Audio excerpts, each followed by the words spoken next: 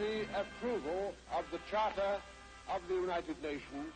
Back in 1945, following two devastating world wars, representatives of 50 countries came together with a promise. No more world wars, uphold international law, protect human rights, improve lives. 75 years later, we've been spared another world war, but a microscopic scourge is now ravaging nations, claiming lives and devastating economies.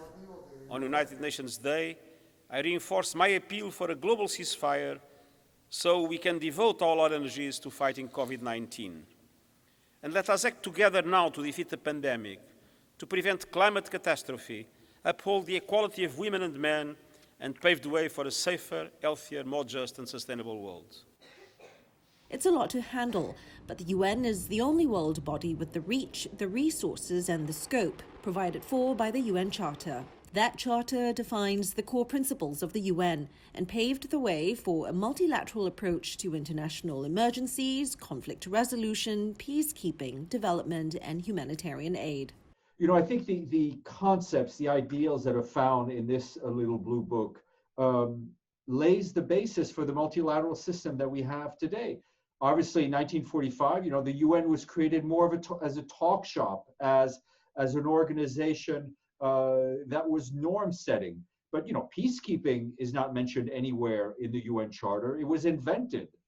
Also invented under the UN umbrella, the World Health Organization, now leading the global COVID-19 response. This is not a drill.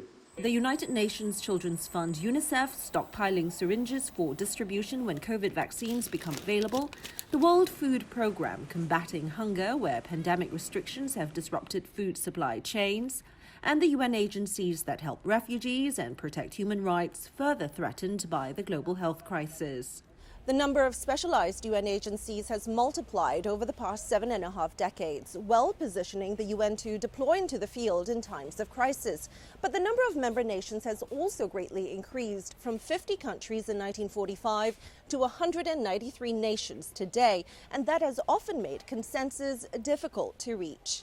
Disagreements within the UN's most powerful arm, the Security Council, have come with a high cost. Bickering among key member nations has stymied efforts to resolve protracted conflicts and civil wars, prevent genocide and human rights abuse, and defeat the pandemic. At the Security Council, we failed to have a COVID resolution, as we called it, for months and months on end.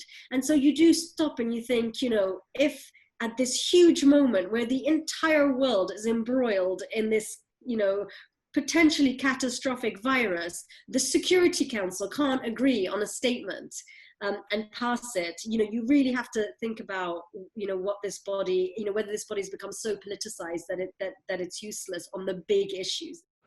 As the UN turns 75, the coronavirus is testing the multilateral system like never before. And UN watchers say how united these nations are in taking on today's pandemic could shape how we tackle bigger issues like climate change tomorrow. Liling, CGTN, New York.